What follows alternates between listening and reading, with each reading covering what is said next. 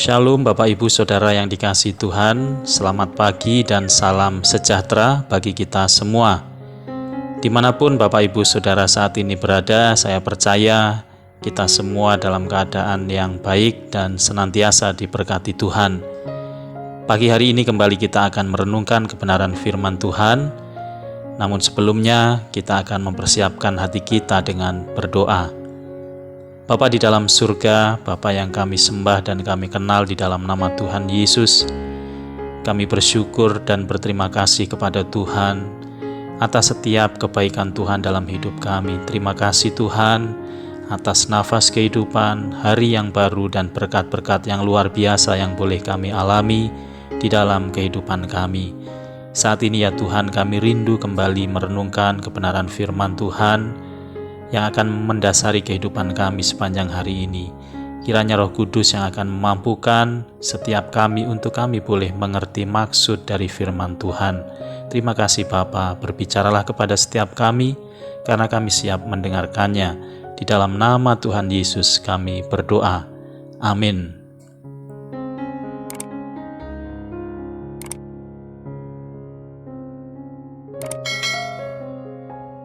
Saudara yang dikasihi Tuhan Yesus, pembacaan firman Tuhan pagi hari ini dari Amsal pasal 16 ayat 32.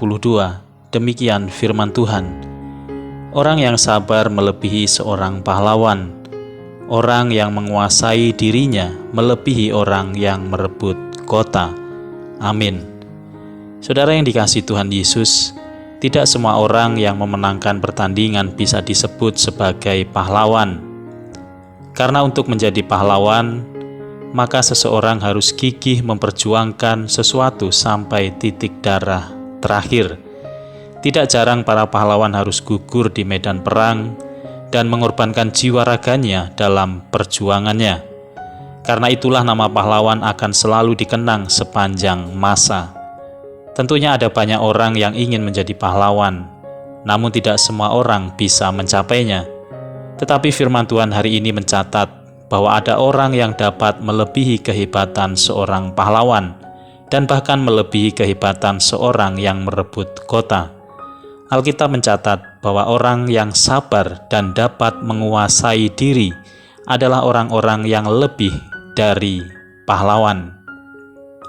Jika kita melihat keadaan hidup kita saat ini, segala sesuatunya dituntut harus serba cepat. Contohnya jasa kurir atau pengiriman yang paling cepat akan diminati banyak orang. Demikian juga makanan cepat saji akan banyak diburu di berbagai tempat. Atau para pekerja dan karyawan yang dituntut untuk bekerja dengan secepat-cepatnya. Hal ini membentuk kehidupan orang-orang pada zaman ini memiliki sifat terburu-buru, tidak sabaran, gampang terpancing emosinya, dan bahkan hal ini terjadi juga dalam hal-hal rohani. Banyak orang Kristen yang akhirnya tidak sabar dalam penderitaan, tidak sabar dalam kesukaran, tidak sabar menanti jawaban doa, termasuk tidak sabar dalam menanti pertolongan Tuhan. Saudara yang dikasihi Tuhan, Alkitab mencatat bahwa kesabaran dan penguasaan diri adalah bagian dari buah roh yang harus dihasilkan oleh semua pengikut Kristus. Kesabaran merupakan perwujudan iman kita terhadap waktu, kemahakuasaan, dan kasih Allah bagi kita. Dalam Alkitab, kata sabar bukanlah sikap pasif atau berdiam diri, melainkan sikap tekun menuju kepada tujuan, bertahan dalam pencobaan, dan dengan penuh harap menunggu tergenapinya janji Tuhan di dalam kehidupan kita. Kesabaran tidak dapat dibangun hanya dalam waktu sehari saja, tetapi membutuhkan proses seumur hidup kita. Kita akan semakin terlatih untuk sabar dan menguasai diri kita ketika berada dalam kelemahan, kesusahan, penderitaan, kesakitan, atau menghadapi keadaan-keadaan yang sulit. Amsal pasal 14 ayat 29 mengatakan, orang yang sabar besar pengertiannya, tetapi siapa cepat marah membesarkan kebodohan. Orang yang sabar adalah orang yang selalu mempercayai janji-janji Allah yang sangat baik di dalam hidupnya. Seperti yang tertulis dalam Roma pasal 8 ayat 28, kita tahu sekarang bahwa Allah turut bekerja dalam segala sesuatu untuk mendatangkan kebaikan bagi mereka yang mengasihi Dia, yaitu bagi mereka yang terpanggil sesuai dengan rencana Allah. Saudaraku yang dikasihi Tuhan Yesus, bagaimana kita merespon kondisi di sekitar kita yang sedang tidak baik-baik saja? Wabah pandemi COVID-19 ini memporak-porandakan semua bidang kehidupan umat manusia dan menciptakan situasi yang penuh dengan kemarahan, kekhawatiran, frustasi, dan keputusasaan. Tetapi kita patut bersyukur kepada Tuhan bahwa sebagai orang-orang percaya, kita tidak lagi hidup di dalam ketakutan akan kesukaran, melainkan kita hidup di dalam kepercayaan penuh kepada rencana Allah yang baik dan mendatangkan damai sejahtera di dalam hidup kita. Disinilah kesabaran dan penguasaan diri kita diuji, agar kita tetap memandang kepada janji Allah, apapun dan bagaimanapun keadaan kita. Saudaraku yang dikasihi Tuhan, bersabarlah, karena Tuhan sedang bekerja, karena Tuhan sedang berkarya menurut waktu dan sesuai dengan kehendak-Nya bagi kita. Amin. Saudara yang dikasihi Tuhan, mari kita berdoa.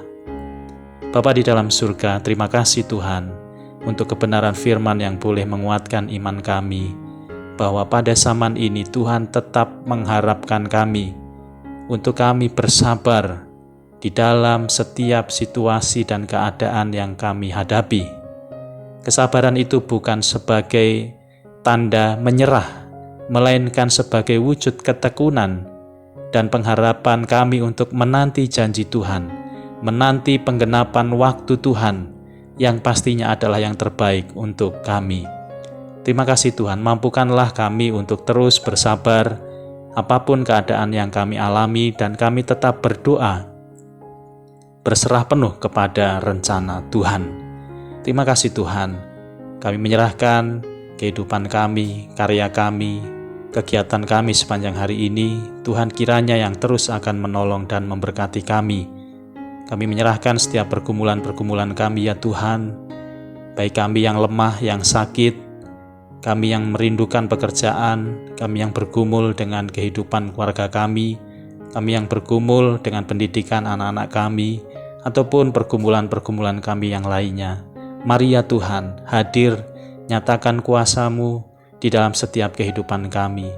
Biarlah kami boleh melihat bagaimana Allah senantiasa menyatakan kuasa, mujizat dan karya-Mu yang begitu besar di dalam hidup kami. Ajar kami Tuhan untuk terus memandang hanya kepada Tuhan, bersabar, berdoa, dan menantikan penggenapan rencana Allah di dalam kehidupan kami. Terima kasih Tuhan. Kami menyerahkan waktu dan kehidupan kami sepanjang hari ini. Biarlah tangan Tuhan yang kuat yang akan menyertai kehidupan kami. Saudaraku yang dikasihi Tuhan, arahkanlah hatimu kepada Allah dan terimalah berkat Tuhan. Tuhan memberkati engkau dan melindungi engkau. Tuhan menyinari engkau dengan wajah-Nya dan memberi engkau kasih karunia. Tuhan menghadapkan wajah-Nya kepadamu dan memberi engkau damai sejahtera. Di dalam nama Tuhan Yesus, kami berdoa dan mengucap syukur. Haleluya. Amin. Saudaraku yang dikasihi Tuhan Yesus Kristus, saya mengucapkan selamat pagi, selamat beraktivitas, salam sehat dan semangat untuk kita semua. Sampai berjumpa kembali dalam renungan pagi esok hari. Tuhan Yesus memberkati.